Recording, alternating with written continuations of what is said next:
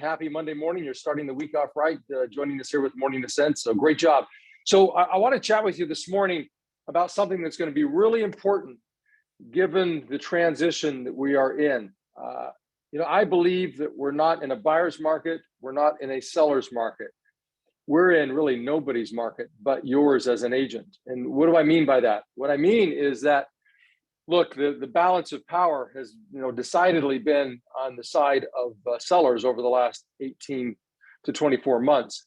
But with the rising interest rates and the uncertainty in terms of the economy, the likelihood that there's going to be an announcement that we're officially in a recession.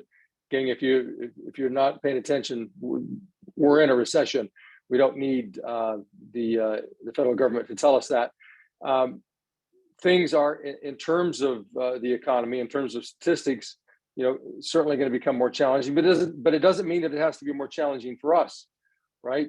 The fact is that those things will have an impact, but only to the extent that we allow them to.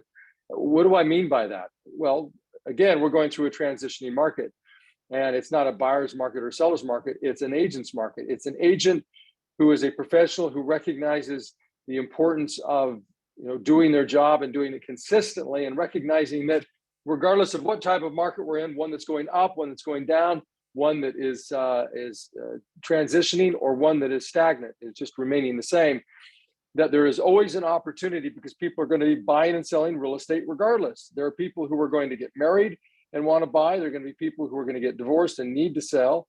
There are going to be those who pass away, and there will be estate sales. There will be those who want to downsize because the kids are no longer in the home. There are those who are going to have job relocations, financial challenges, all sorts of reasons why people will continue to buy and sell real estate. So it's not a question of whether it's going to be business as usual. There isn't going to be business as usual. There never really is. Nothing is permanent. The market is always changing. What I find fascinating is that people think for the last 18 to 24 months that it's always going to be that way. Well, it isn't. And what we're going to start going into now, over whether it's the next 6 months, 12 months, 24 months, 36 months, it will be for a defined period of time. It's not static. It's very dynamic. It meaning life and the economy and the business of real estate and the cycles that we go through. But the one thing that doesn't change are the fundamentals. And what I want to chat with you about this morning in the few minutes that we have is just recognizing the importance of your ability to present to people. Look, if you haven't figured it out, the number one thing that I talk about all the time is your ability to communicate, because your job as a real estate sales professional, as a leader, is to go out and to talk to people, to lead people.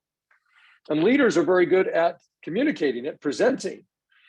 So let's just talk about the fundamentals of that. And the question that I have for you is this: Are you really recognizing the fundamentals? Number one, the fundamentals of your job, recognizing that, number one, above all else, your job is to go out and talk to people. It's to prospect. And I know that that is a four-letter word, not literally, but figuratively, and that so many of you are afraid to prospect, to pick up the phone or to door knock. Gang, I'm just here to tell you that every one of your challenges that you face in the business, I mean, every one of them, I don't care what you say your challenge is, I guarantee you 99.9% of the time, I can circle back to the fact that that challenge can effectively be resolved if you will prospect consistently. Every one of your challenges will be addressed effectively, sufficiently, in its entirety in most cases, if you will prospect. That's one of the fundamentals of your job. See, in the real world, if you do your job, you get paid. If you don't do your job, you don't get paid.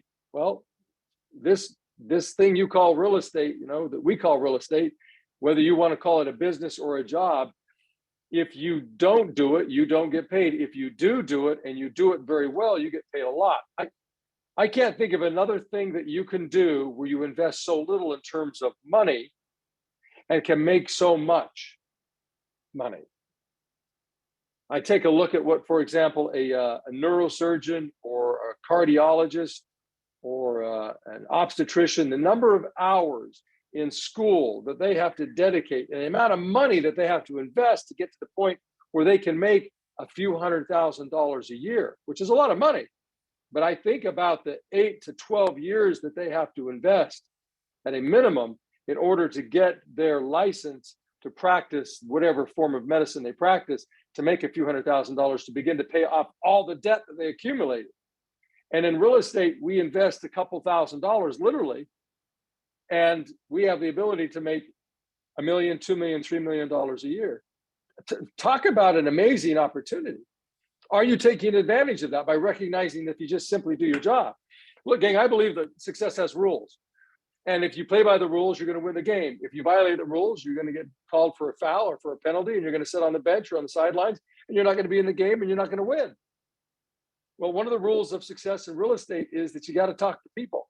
So what it means is that you're ultimately a leader, because that's what leaders do. They share a message.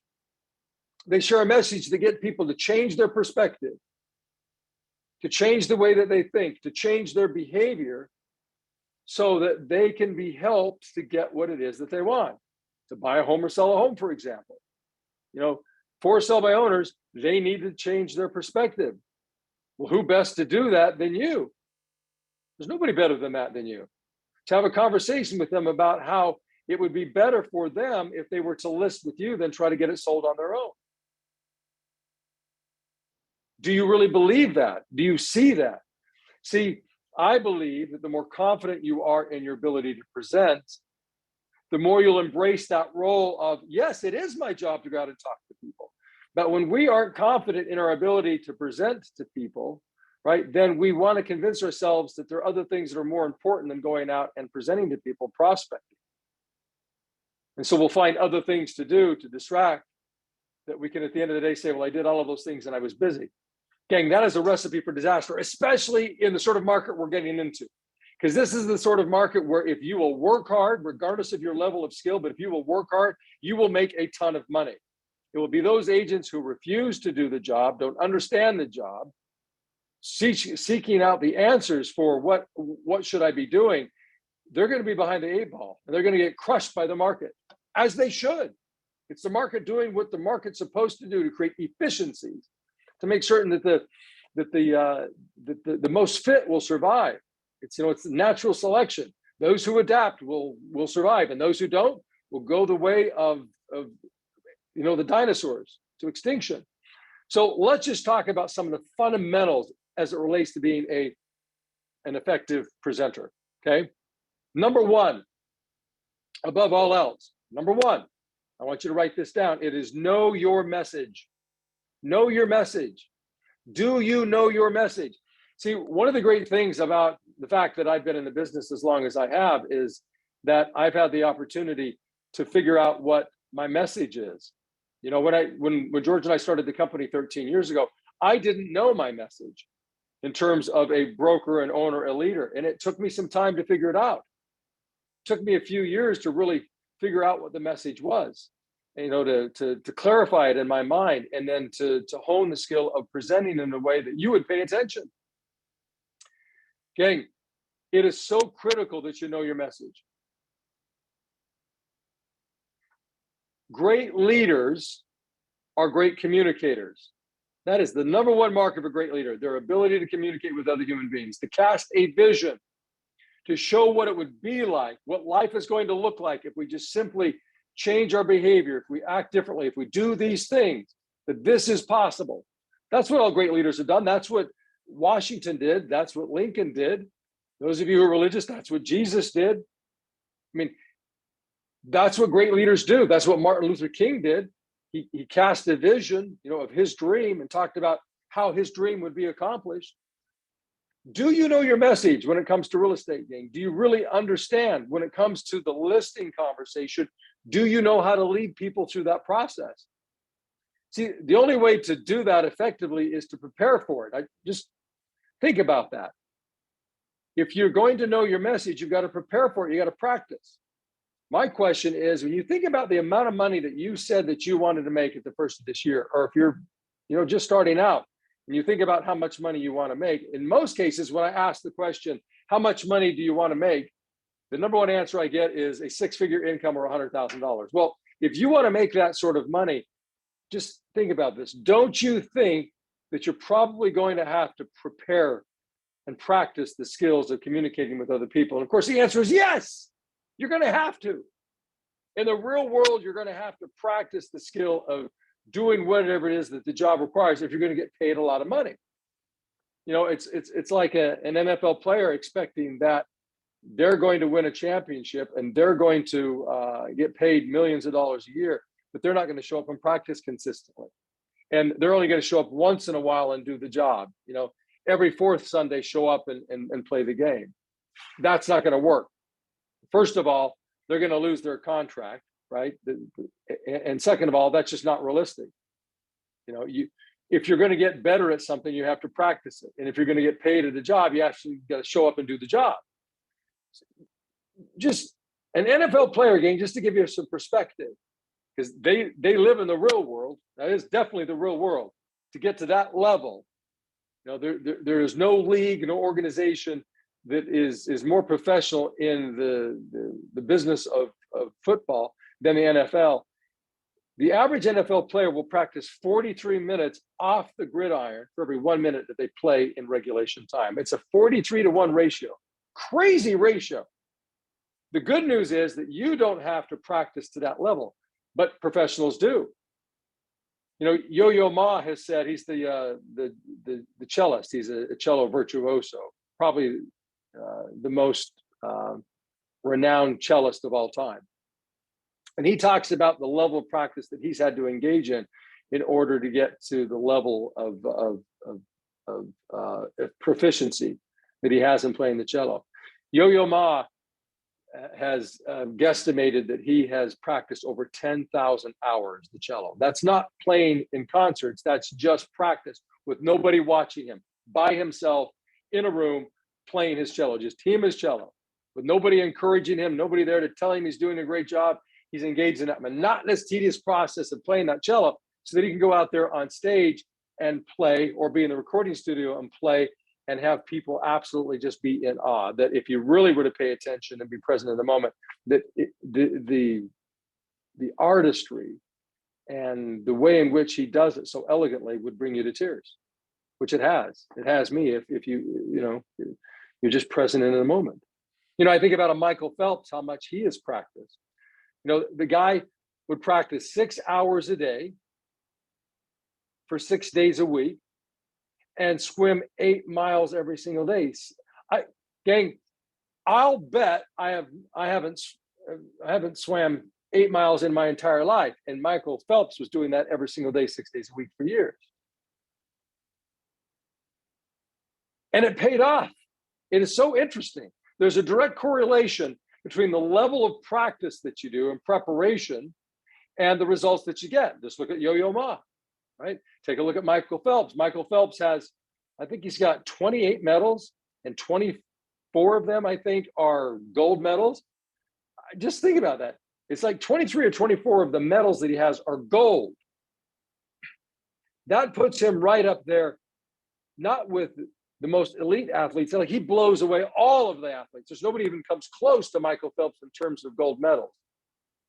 In fact, he overtakes countries. There are countries who don't have as many gold medals as Michael Phelps. Austria doesn't. Argentina doesn't. Mexico doesn't. The Czech Republic. In fact, there are 91 countries in the world who don't have as many gold medals as one person, Michael Phelps. How is that possible? Well, it's because of the degree to which he practiced his skill, the skill of swimming. So the reason I'm sharing that with you is to give you some perspective and asking you this question: are you practicing enough? Is your level of practice equal to or greater than your expectation as to the amount of income that you want to earn? Are you really, quote unquote, living in the real world when it comes to the expectation you have for income and the level of practice and preparation that you're doing? Just a thought. If you're not, gang, I'm going to challenge you that today, like we say in the 12 steps to the summit of success, we say, I practice and internalize my sales skills for a minimum of 1 hour each day. Are you doing that? That's in there by design, because we recognize as a company, as leaders, that in order to become the professionals that we want to become and earn the amount of dollars that we want to earn, and to expect that people are going to be willing to pay a 6% or a 7% commission, that we're going to have to practice to that level, that we're going to have to practice for a minimum of 1 hour each day. But think about that. What a small investment you have to make. An hour a day to make hundreds of thousands, if not millions of dollars a year. Tanya says, well, let me see what you say. I do my best, but it would be nice to get some constructive feedback from more experienced agents. Well, one of the things that I would suggest that you do is record your presentation. When you go out and actually do a live one, record it, and then have your manager sit down with you and watch it. Or if you don't have a live one to give, then do a practice presentation, find somebody to present to, record that, and then get constructive feedback on that. It's the best way to do it. I've done it many, many times, Tanya. It's the way I would recommend that you do it, okay? But look, gang, just recognize, we've beaten this horse enough. It's dead and it's dead and it's dead. But I just want to leave you with this on this particular point. You have to practice, and to expect that you're going to make a lot of money in this business or have the skills that you need or have the confidence that you want to go out and to confidently present to people in a way that will allow them to feel comfortable to follow you and not practice, you're fooling yourself, and only you. So look at your schedule, set aside the time, identify when you're going to do it, for how long you're going to do it, and work on specifically your listing conversation. And if you're concerned, well, what does it look like? What should I be doing? Take a look at your script book. It's outlined in your script book. Take a look at that. Memorize the script, memorize the outline. The second thing is this, in terms of knowing your message. Gang, for years, whether I was a public speaker or I was an agent presenting to a couple at the kitchen table, I used an 8.5 by 11 notepad. I use this notepad. If you can see it, it's like I'm magic. As soon as I put it in front of the camera, it disappears. But I would use notes. I would have that 8.5 by 11 pad of paper with all of the questions in the direction that I wanted the conversation to go right there in front of me. That way, if I forgot, it would get me back on track. Because oftentimes, as you're having conversations with people, they want to ask questions or they want to talk about things that maybe at that point aren't really what we should be talking about. For example, sellers, they always want to talk about price and commission. Well, the fact is, those are not the two most important things in the beginning. The most important things ultimately are these two questions. What's caused them to decide to sell, giving them an opportunity to tell their story. And number two, what they believe I should do or you should do as the professional in order to get their home sold. In other words, you want to find out what they believe is most important in the process of getting the home sold. Not in terms of price, not in terms of commission, but literally the things that you should be doing to get the home exposed, to get offers, and to get the highest offer possible, and to get the offer closed.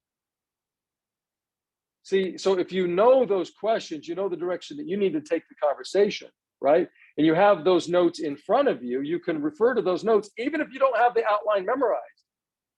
There have been many times over the course of my career where, and I still, if you see me presenting, I will have my notes with me folded in my pocket, and I will take them out.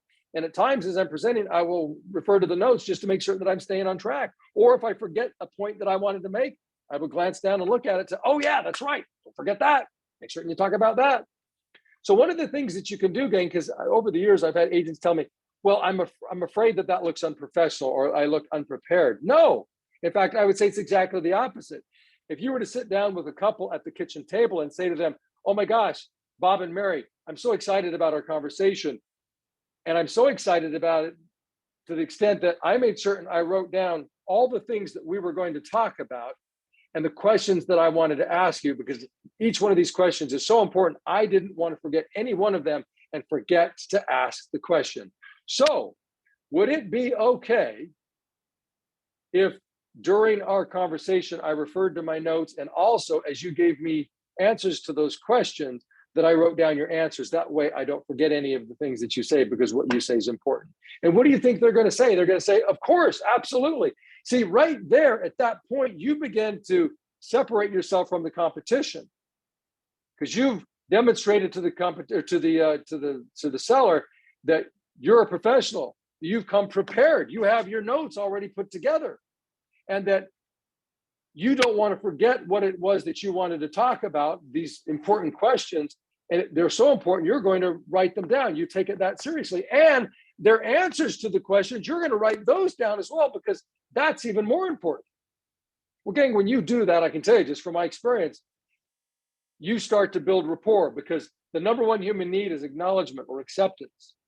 And when you let these people know that you're having a conversation with, that you're going to ask these predetermined questions and write down their answers, you begin to meet their needs, their desire to be heard. Everybody wants to be heard, gang. Let's see, what did Tanya say here? Luck is what happens when preparation meets opportunity. Absolutely. And then Lynn, I type up an agenda of questions I want to find out about them. Yes, that's great. I love it. It's all about being prepared, gang. So there are two primary questions, though, that I want to make certain that as we wrap this up, okay? Two primary questions that should be the core of your conversation with buyers or sellers, either one. You're going to change a little bit, obviously, with buyers as compared to sellers, but these are the two questions. Just listen to these questions, and then I can repeat them so you can write them down. But with the seller, the question is going to be, share with me what caused you to decide to sell your home. What's happening next? So Bob and Mary, share with me, what caused you to decide to sell your home? What's happening next? I want them to share with me why they decided to sell their home. Is it a job transfer? Is it a divorce? It is their downsizing, their upsizing, right? Financially, they're doing well, and it's just they're prepared to invest in a better home, in a better neighborhood. Maybe they're running into some financial difficulties. Whatever the answer is, I want them to be able to share their wants, their needs, their wishes, their desires, their hopes, their fears. In other words, I want them to share their story. And when I ask the right questions, that question there, and then follow-up questions, share with me what's caused you to decide to sell your home. They give the answer, and then I ask follow-up questions. Tell me more about that. It's one of the most important phrases. They begin to relax. See, when people ask us questions and we get an opportunity to talk about the things that are important to us, we begin to relax because we begin to feel wanted or needed or important. And that's so critical, gang, in the process of working with people in real estate, because the number one thing that we have to build ultimately is rapport, followed up by value. And the value will come if you lead them confidently through the process of these conversations. So I want you to think about that. Put together your notes of the outline of what the presentation should look like and just a list of the question. And the primary question is, share with me, what's caused you to decide to sell your home? What's happening next? There isn't one of you who can't ask that simple question. And if you will, you shift the burden from yourself over to them to do the talking. See, so many people are afraid, oh my gosh, it's a presentation and I'm not great at speaking. I'm not a public speaker. I'm not great at presenting. I hated presenting in high school or college. Gang, I'm not asking you to present. I'm asking you to have a conversation. I'm asking you just to ask a couple of questions. And if you will ask a couple of questions, they'll do all of the talking. And remember this, those who control the questions control the conversation, the direction of the conversation, ultimately. The second question is this that I like to ask. I know, Bob and Mary, that you want to sell your home. That's why I'm here. My question, though, is what do you expect me to do to get your home sold? What are the things that you believe I should be doing on a daily basis that will get your home sold? See, I'm not asking them how much do they want their home sold for, what commission do they want to pay. I want their perspective as the things I should be doing to get their home sold. Is it marketing? Is it prospecting? Is it communicating? What is it? See, and if I give them an opportunity to express what's important to them, then I know the things that we need to talk about. But if I don't discover what's important to them in terms of the things that they believe that I should be doing, then I'm going to guess what's important to them. And I'm going to talk about all the things that I think are important. And if those things don't resonate with them, then I'm not going to build value because I'm talking about things that are important to me, not to them. So what I like to do is I like to ask the questions because they have the answers to the test. So when I ask them, what are the things that you believe I should be doing to get your home sold? When they give those answers, they're giving me the gold. They're giving me the answers to the test. I can take those answers and then I can share with them what I do to meet those expectations. And when I do that, I build rapport and I build value and I separate myself from the competition, and they choose me. And they're willing to pay a 7% commission or a 6% commission as compared to the agents who are discounting their commissions because they failed to build rapport and they failed to build value. And so their only proposition for value is discounting their commission and taking a 3.5%, 4% listing just to get the business. And that's not you. You don't have to do that. Recognize that you are a leader and your number one skill is the ability to communicate. And you must practice that. And if you will practice it consistently, you're going to get better. But don't wait. Go out and talk to people, present to people, using notes. Have your notes in front of you and just simply follow the notes. Take a look at the notes. You know, Bob and Mary, the first question I wrote down is, what caused you to decide to sell your home? What's happening next? It's okay to use your notes. Don't feel like you can't go in there and not use those notes. Professionals do. If you watch a Jimmy Kimmel or a Jimmy Fallon, or back in the day, a Johnny Carson, for those of you who remember him, gang, they all had cue cards. When they were on stage and they were telling their jokes, they were all laid out in front of them. I went to a comedy show and I watched as the comedian had teleprompters in front of him, and every joke that he told was in front of him.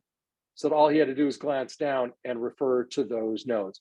That's right, Len. Even the president has notes, as we all know. And sometimes those teleprompters can trip you up. So gang, look, stop listening to the gloom and doom, okay? There are gonna be plenty of people out there and sources who are going to share negative messages for whatever purpose, whether they're trying to intentionally scare you or they think they're doing the right thing. Gang, now is not the time to panic. There's no need to panic. Because all we have to do in this transitioning market is to lean on and rely upon the fundamentals. The fundamentals: do your job. Know what your job is. It is to prospect. It is to talk to people. It's to present to them.